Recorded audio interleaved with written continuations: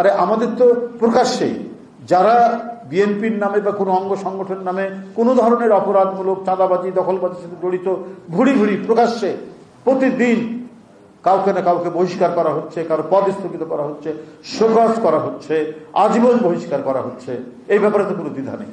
কিন্তু সেই রাজনৈতিক দলটি নিজেদের লোকদের অপকর্মকে আড়াল করে তারা নানা নাটকের মাধ্যমে বিএনপির ভাবমূর্তিকে বিনষ্ট করার পায়তারা করছেন বা বিভিন্ন মাস্টার প্ল্যান করে যাচ্ছেন, যে যাতে বিএনপির ভাবমূর্তি নষ্ট করা যায় নির্বাচনের আগে।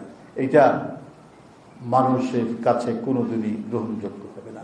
চক্রান্ত ষড়যন্ত্র করে নীল নকশা করে কারো ভাবমূর্তি নষ্ট করা, কোন রাজনৈতিক দলের দীর্ঘদিনের ঐতিহ্যগত যে ইমেজ, সেই ইমেজকে ভুলুণ্ঠিত করার চেষ্টা কোনোদিনই সফল হবে না, অতীতেও হয়নি। অতিরিক্ত অপকৌশল এবং কূটকৌশলের আশ্রয় নিয়েও কিন্তু আলটিমেটলি কোনো লাভ হয় না।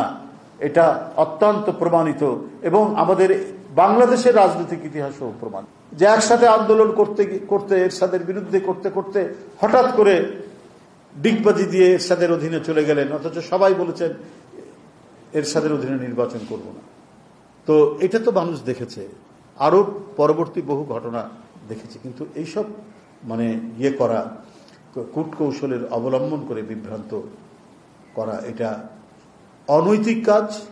সংগঠনগতভাবেই এটি একটি অনৈতিক কাজ, যেটা আমাদের এখানে অনেকেই, বাংলাদেশে এই মুহূর্তে অনেকেই করে যাচ্ছে। আমি এটা তীব্র নিন্দা প্রতিবাদ জানাচ্ছি।